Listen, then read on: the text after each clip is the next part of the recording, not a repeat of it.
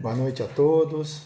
Vamos aguardando, vamos serenadamente para a gente começar a nossa palestra de hoje, né? Guardada às 7 horas para a gente iniciar a nossa palestra de hoje, que versará sobre o tema O Senhor é meu pastor e nada me faltará. Nós vamos conversar um pouquinho aqui sobre o Salmo 23 da Bíblia, né? Vamos conversar um pouquinho sobre ele e vamos falar sobre tudo que esse salmo tem a dizer para nós. Vamos falar sobre tudo que ele tem a mostrar para nós no dia de hoje, né?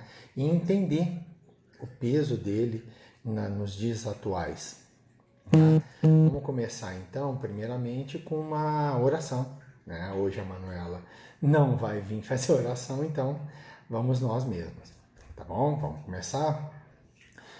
Senhor Jesus, nosso Mestre, agradecemos a sua bondade em dar-nos a chance de estar aqui falando. Agradecemos por poder ser mensageiros nessa hora tão complexa de pandemia e tentar trazer um pouco de paz, tranquilidade e esperança no coração das pessoas.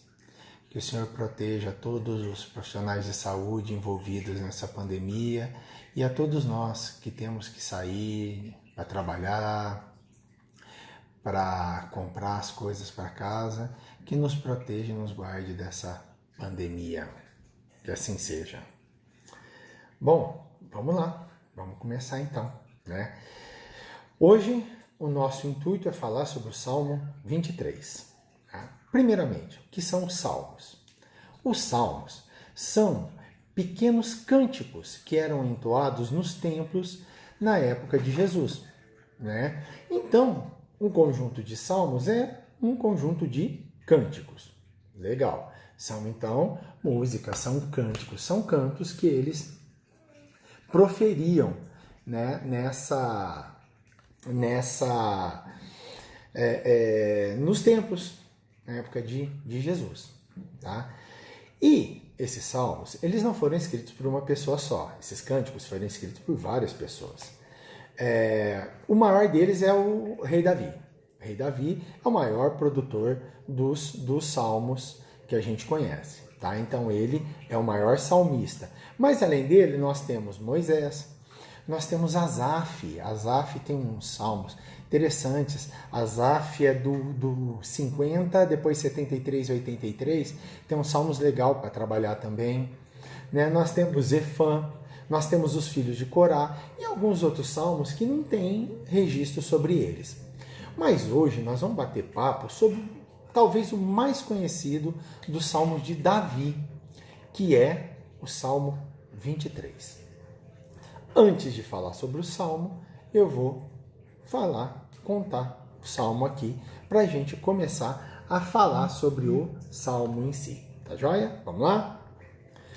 O Senhor é meu pastor e nada me faltará. Deitar-me faz em verdes pastos. Guia-me mansamente a águas tranquilas. Refrigera minha alma. Guia-me pelas veredas da justiça, por amor do seu nome. Ainda que eu andasse pelo vale da sombra e da morte, não temeria mal algum, porque tu estás comigo. A tua vara e o teu cajado me consolam. Preparas uma mesa perante mim, na presença dos meus inimigos. Unges minha cabeça com óleo, o meu cálice transborda. Certamente que a bondade e a misericórdia me seguirão todos os dias de minha vida, e habitarei na casa do Senhor por longos dias. Esse, então, é o nosso Salmo 23, aquele que nós vamos bater um papo sobre ele hoje. Primeira coisa, dá para a gente perceber que Davi faz uma exortação a Deus e Davi coloca Deus num mais alto patamar. Essa é a primeira coisa que a gente vê. Davi se coloca como, ó Senhor, estou aqui, vou te seguir e confio plenamente em ti. Essa é a mensagem que ele traz. De alguém que confia, de alguém que se entrega, de alguém que entende que tudo na vida tem sua importância, mas que Deus está acima de todas essas importâncias. Deus está acima de tudo, né? Então é um salmo que traz para a gente muita confiança, né? É um salmo que deixa a gente muito confiante ao ouvi-lo. Mas não só isso. Esse salmo, ele traz 7 passos, 7 coisas, 7 provisões que Deus dá para nós, de acordo com a visão de Davi. Tá? Então nós vamos bater um pouco o papo sobre cada uma dessas provisões. Vamos lá? Então vamos lá. Primeira provisão. O Senhor é meu pastor e nada me faltará. Ponto número 1. Por que pastor? O que nós tínhamos na época? Era muito comum na época de Cristo, lá na Judéia, Jerusalém, a criação de cabras. Né? Lá tinha uma região muito montanhosa, até hoje é lotado de cabras. E quem guiava essas cabras para os lugares? Eram os pastores. Nossos irmãos evangélicos utilizam até hoje essa insígnia para falar sobre a pessoa que dirige um culto ou que dirige uma igreja. Eles usam essa insígnia ainda de pastores. E à época o pastor era importantíssimo, era uma profissão super importante. Por quê? Porque era o cara que conhecia as necessidades das ovelhas, conhecia a criação das ovelhas, entendia como que elas deveriam ser criadas. Então era super importante a figura do pastor à época. E Davi usou essa figura. Davi usa exatamente essa figura para colocar para nós. Usa essa figura para se colocar para nós. Então, por isso, o Senhor é meu pastor. Então, o Senhor é aquele que me guia. O Senhor é aquele que conhece as minhas necessidades. O Senhor é aquele que sabe os caminhos que eu devo ir. É aquele que vai me orientar. Esse é o meu Senhor. Ele é meu pastor. Assim como as ovelhas confiam no pastor para que as siga, eu também confio no Senhor e Ele é meu pastor. Por isso a alegoria usada do pastor, né? Ele estava ligando a uma coisa da época dele, ele estava ligando a algo da época dele, né? Essa que foi a intenção dele em colocar o Senhor é meu pastor e nada me faltará. Então, vamos lá. Primeira coisa, quando eu coloco Deus acima de tudo, eu entendo que só Ele me basta. Mas não é só isso. Não é só isso. Eu estou entendendo que tudo que for necessário a mim, Deus proverá. Lembra que eu usei a alegoria do pastor? Qual que é a ideia do pastor? O pastor pega, leva os animais, as cabras, cabritos, até onde eles sabem, estão com fome, vou levar, estão com sede, vou levar, vou guiá-los à necessidade. E não eu, mas o mundo sacia a necessidade, mas eu estou guiando eles. Então, quando eu coloco que o Senhor é meu pastor e nada me faltará, é porque eu estou imaginando que assim como um pastor faz com as suas ovelhas, Deus fará a mesma coisa pela gente. Deus terá a mesma compaixão, Deus terá o mesmo feeling do pastor para me levar e me conduzir ao que é preciso. Eu não vou precisar preocupar com sofrimento, eu não vou precisar preocupar com peso, eu não vou precisar preocupar com nada. Por quê? Porque Deus está dentro de mim e Ele vai me levar, e Ele vai me conduzir, e Ele vai me levar ao encontro daquilo que eu preciso. Então, por isso, o Senhor é meu pastor e nada me faltará. Uma outra ideia é, eu não sentirei falta de nada na minha vida que for dispensável. Eu vou ficar com o que é indispensável para mim. Por quê? Porque o Senhor vai me trazer isso. O Senhor vai me entregar isso. O que é necessário para mim. Ele sabe exatamente o que é necessário para mim. Eu só tenho que me colocar em posição de acolhê-lo. Eu só tenho que colocar em posição de recebê-lo. Então é legal essa alegoria do pastor pelo seguinte: vamos pensar no que a gente está vivendo hoje, vamos pensar no mundo que a gente está vivendo hoje, com essa pandemia, com esse problema. Muitas vezes nós somos guiados, nós somos colocados, nós nem percebemos, isso é totalmente imperceptível, mas nós somos guiados, nós somos levados, nós somos colocados aí por caminhos que nos ajudam. Eu vi uma vez um postzinho no Facebook, achei até interessante, era a mamãe rata, o filho ratinho, eles de mão dadas, passeando, e o filho falando para a mãe: tá vendo, mãe? Não tinha perigo nenhum no caminho, a senhora podia ficar tranquila. E a foto é dos dois de costa, e a mãe realmente, filho, não tinha perigo algum. E o rabo da mãe cheio de ratoeiras presas nele, lotado de ratoeiras presas nele. Ela orientou ele para o melhor caminho. O problema estava lá, o perigo estava lá, mas ela, mãe, orientou ele pelo melhor caminho, que é o que as mães fazem com a gente, que é o que os pais fazem com a gente. E o que Davi fala? É o que Deus faz para a gente. A gente não sabe o que teria acontecido no dia de hoje para nós se não acordássemos, fizéssemos uma oração, se não ao dormir agradecêssemos pelo dia. A gente não sabe. A gente não sabe de quantos perigos nós fomos livrados nesse período. Por isso que o Senhor é o meu pastor e por isso que nada me faltará. Ele me levará, Ele me conduzirá, Ele me ajudará a exatamente encontrar aquilo que eu preciso no lugar correto. Essa é a primeira provisão. Vamos para a segunda? Deitar-me fazem verdes pastos. Segunda coisa. Vamos voltar à alegoria da época, o pastor. As ovelhas. O que as ovelhas mais desejam quando estão com fome? Onde que é um lugar que o pastor mais leva essas ovelhas?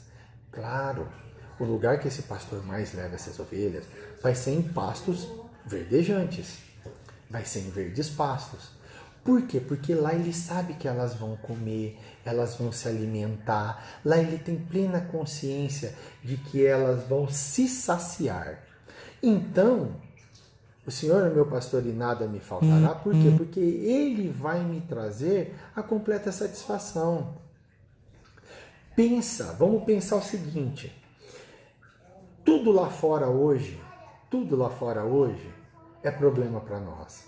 Eu não estou falando só do corona, estou falando de várias coisas. Vamos pensar violência, a gente sair de casa. Uberaba é até mais tranquila, até mais calma, mas eu vi aqui tem um grande amigo meu do Rio de Janeiro, aqui o Carlos, ele está aqui com a gente e a gente vê lá no Rio de Janeiro, você sai de casa, você não sabe se você volta. A gente não tem ideia se a gente volta para casa. Quem que me dá essa segurança? Quem que me faz deitar-me em verdes pastos? Só o Senhor. Por isso a plena confiança nele. Por isso nós confiamos plenamente nele. Por isso que nós nos entregamos a ele, com essa consciência de que ele vai nos orientar pelo melhor caminho. Ele vai sempre nos mostrar o melhor caminho. Ele vai sempre nos dar a melhor saída. Pode ser que eu não aceite, isso é a coisa mais comum do mundo. A gente não aceita os problemas que a gente tem. A gente não aceita. Toda vez que eu tô com algum problema, o que eu já começo? Vai da zebra. Nossa, eu não aguento mais. Nossa, na minha vida deu tudo errado. Será que deu tudo errado mesmo? Será que eu não acho que deu tudo errado para no fundo dar tudo certo? A gente não sabe. Muitas vezes a gente tem essa ideia de que, ai meu Deus, deu tudo errado. E o tudo errado é o tudo certo. Foram um monte de situações que aconteceram para que eu chegasse hoje aqui, palestrante do Seda, conversar com vocês. E um monte de coisas erradas que aconteceram. Não foram só coisas certas. Pelo contrário, aconteceram mais coisas erradas do que coisas certas. E se eu estou aqui hoje foi por causa desse monte de coisas erradas que aconteceu. Porque há 5, 6 anos, há 10 anos, eu queria outro caminho. Eu pensava em outro caminho, eu pensava em outra saída, eu pensava em estar em outra cidade, fazendo outra coisa. E, no entanto, eu estou aqui.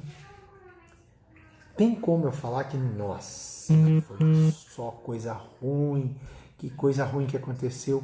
Claro que não.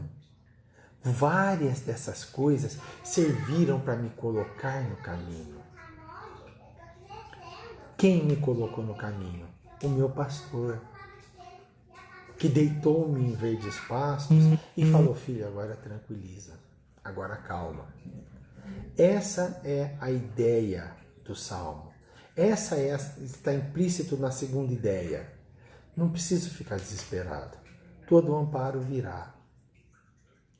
Ah, mas você não sabe da minha situação. Agora, nesse momento, nossa, eu estou sem trabalhar, eu estou apertado, eu estou enrolado. Você não sabe a situação que eu estou passando. Sei sim.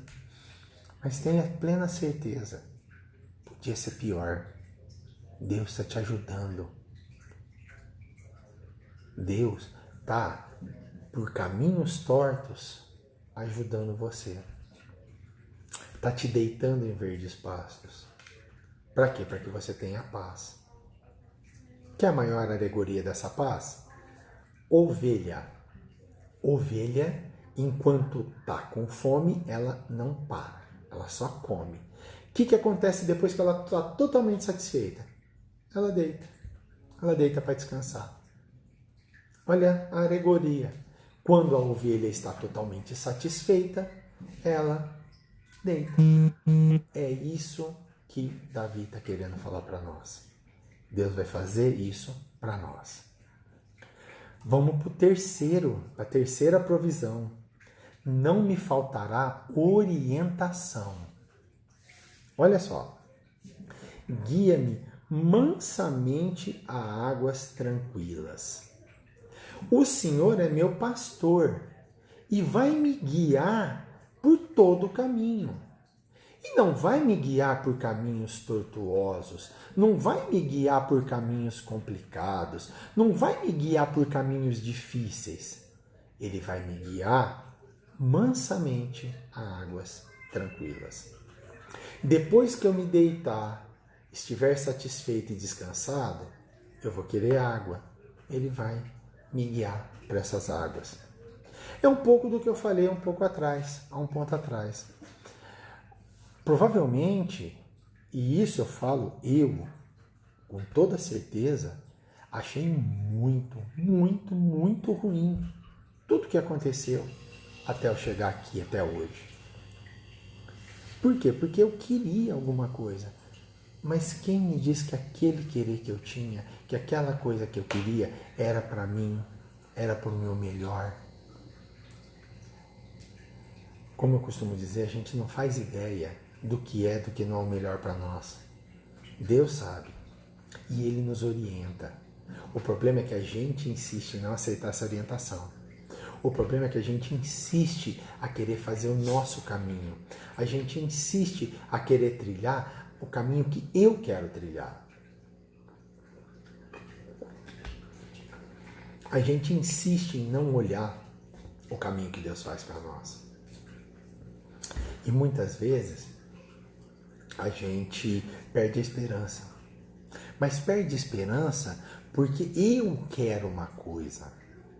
Eu busco, eu batalho, eu estou atrás de uma coisa.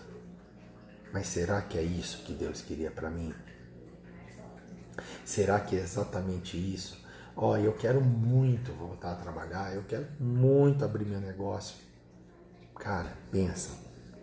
Às vezes, você não está abrindo o seu negócio nesse momento, está te livrando de ficar doente. Ah, é difícil, né? Você ser servidor público, coisas que eu já ouvi demais. Eu ainda até concordo, mas tenta ser positivo, tenta pensar para frente, tenta levar essa positividade, pensar, poxa vida, mas caramba, e aí? Né? E aí?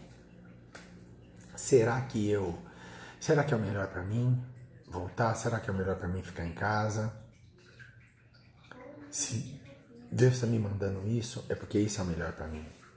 Então eu vou tentar arrumar outras formas, arrumar outros jeitos. É nessa hora de extrema necessidade que a gente vê o tanto que Deus caminha com a gente e leva a gente pelo caminho e navega com a gente. É nessa hora que a gente vê o tanto que Ele nos orienta, o tanto que Ele está centrado, ligado em nos levar até a mansas águas. Nessa hora que a gente sente isso, é nessa hora de extrema necessidade que é a hora que a gente tem que sentar, fechar os olhos, Pai, obrigado por tudo que está acontecendo. Eu não sei do que o Senhor está me livrando. Então, apesar de muita gente comentar sobre esse salmo, falar sobre esse salmo, poucos pegam essa nuance da orientação do que ele está falando para nós. O salmista está deixando bem claro, nós somos constantemente orientados. Vamos para mais um. Não me faltará restauração. Refrigera minha alma. Descansa, pensa comigo. Hoje, aquela região é extremamente desértica, árida, terrível, um calor danado, chove muito pouco. Imagina em épocas atrás. Refrigerar a alma significava tranquilizar, significava me acalmar, significava me fazer ficar tranquilo, muito tranquilo, e ter um lugar de refúgio, e ter um lugar de tranquilidade, de calma na alma. Tem uma outra parte na Bíblia que eu separei aqui, olha só. Essa aqui está na carta às Colossenses. Colossenses, E vós vestis de novo, que se renova para o conhecimento, segundo a imagem daquele que o criou. Então, sempre há busca pela restauração. Jesus sempre está tentando restaurar a nossa vida. Jesus sempre está buscando restaurar as coisas da nossa vida. Sempre. Sempre está pensando em refrigerar a gente, em nos acalmar, nos tranquilizar. E com essa tranquilidade, a gente buscar um novo, se restaurar. Então vamos pensar, pensa agora, pensa nesse momento que nós estamos passando agora, desse coronavírus, o tanto que é importante a gente acalmar, serenar, tranquilizar, refrigerar e muitas vezes se reinventar. Se inventar de novo, fazer algo diferente, fazer algo novo, ser uma pessoa nova. Deus sempre procura isso, Jesus sempre quer isso de nós. Que nós nos ressignifiquemos constantemente, que nós buscamos constantemente fazer a diferença, ser diferente, buscar a diferença. Deus sempre quer isso de nós. Não que nós ficamos parados, inertes. Afinal, como diz outra passagem, né? Deus vomitará os mortos, os mornos, desculpa. Tu que nem és quente, nem frio, és morno, né? Vomitar-te-ei, até é feio, né? Vomitar-te-ei. Mas o que ele quer dizer isso? Ele não quer ninguém parado. Ele quer alguém com atitude, com ação. E muitas vezes a ação necessária é a mudança. Muitas vezes a ação necessária é a calma, é parar, é pensar, é refletir para refazer, para se refazer. Essa que é a grande questão, é isso que Deus mais coloca para nós. Outra, não me faltará a instrução da justiça. Guia-me pelas veredas da justiça, por amor do seu nome. Então, olha só. Todas as coisas que acontecem no mundo de Deus não são injustas. No mundo dos homens, sim. No mundo dos homens existe muita injustiça, demais. Mas no mundo de Deus, não. No mundo de Deus não existe injustiça. Nós, quem encontramos injustiça? No nosso mundo é injusto. Totalmente injusto. Até porque, pela qualidade do mundo que nós estamos no mundo de provas e expiações. Então, até por essa qualidade do mundo, é lógico, o nosso mundo não é justo, é injusto. Por mais que batalhemos por sociedades justas, a injustiça sempre vai aparecer, a desigualdade sempre vai ter. Para vocês terem uma ideia, a Constituição da República Federativa do Brasil, seu artigo 4º, tem como objetivos, dois objetivos constitucionais, está escrito na Constituição, são 2 objetivos: erradicar a pobreza e a marginalização e reduzir as desigualdades.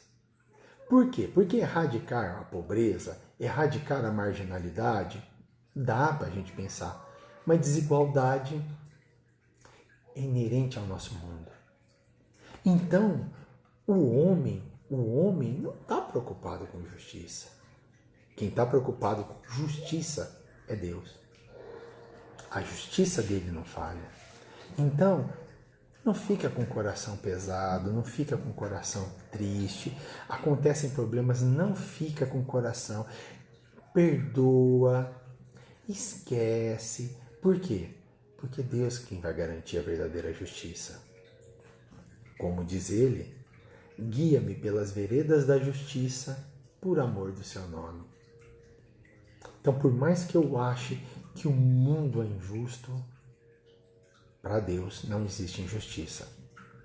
Para Deus não existe maldade. Está tudo certo, está tudo certo.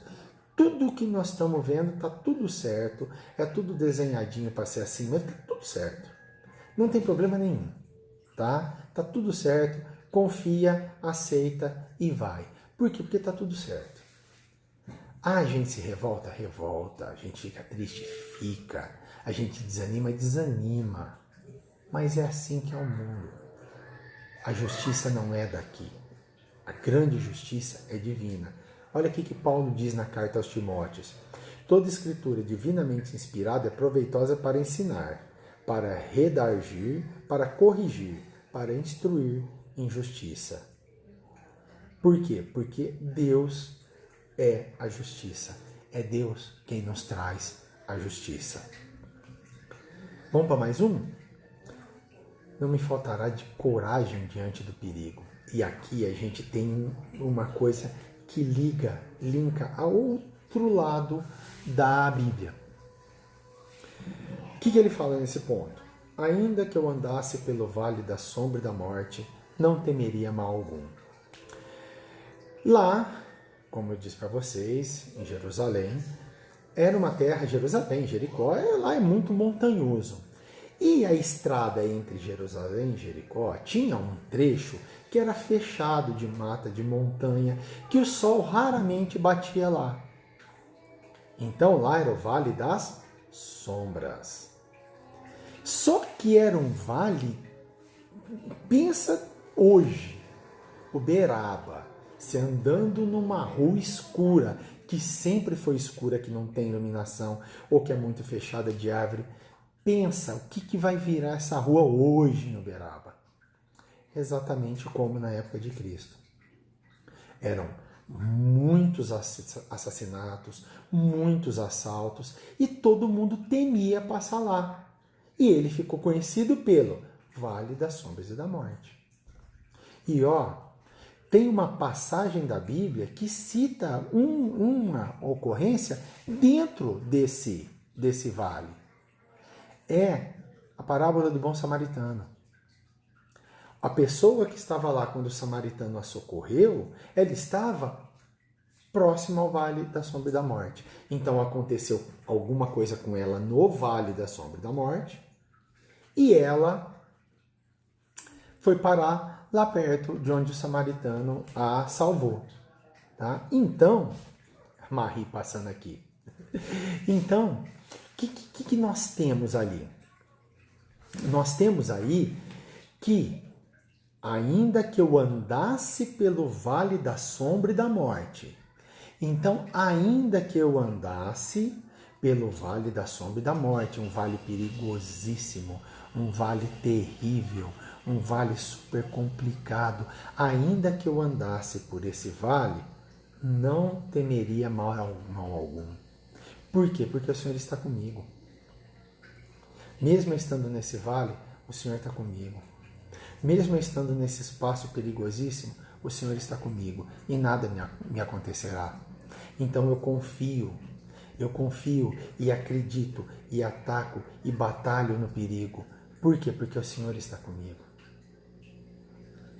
Então ele usa um lugar geográfico muito conhecido, super perigoso, para mostrar o nível de confiança dele, para mostrar um nível de aceitação de que Deus está ali para livrá-lo do perigo. Porque mesmo que eu andasse pelo vale da sombra e da morte, não temeria mal algum.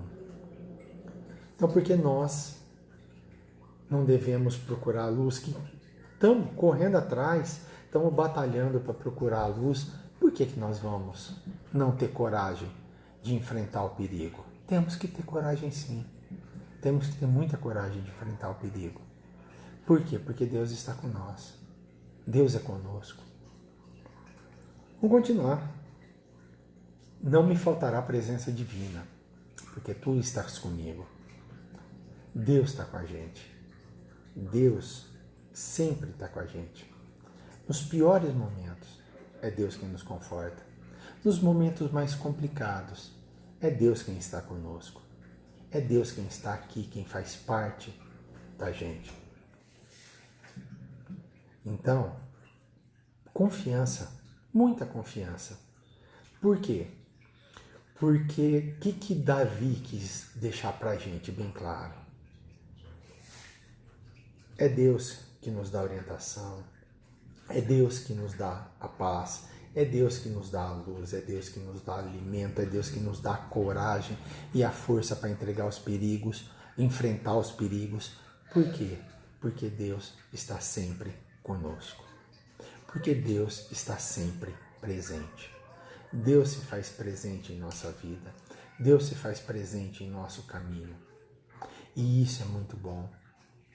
Porque para nós nos enche de júbilo, nos enche de esperança, de, mesmo com todos os perigos, encarar e participar deles. Pense para uma família que hoje perde um filho por causa de Covid. Imagina a força que Deus não dá para essas pessoas. E o que é mais normal? Xingar a Deus, para que isso? Né?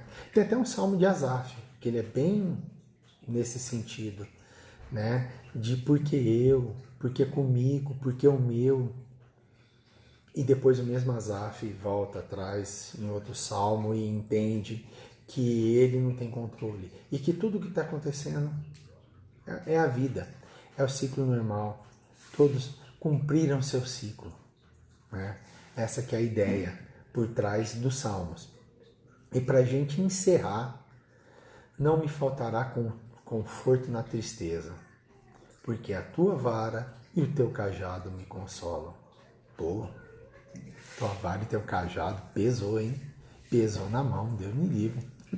Né? Sabe o que ele quis dizer? Simples. O cajado conforta o pastor. O pastor sempre está com o cajado em mãos e sempre está firme ali com o cajado em mãos. E a vara é o instrumento que ele usa para seguir, para levar, para consolar as ovelhas, para consolar o seu rebanho.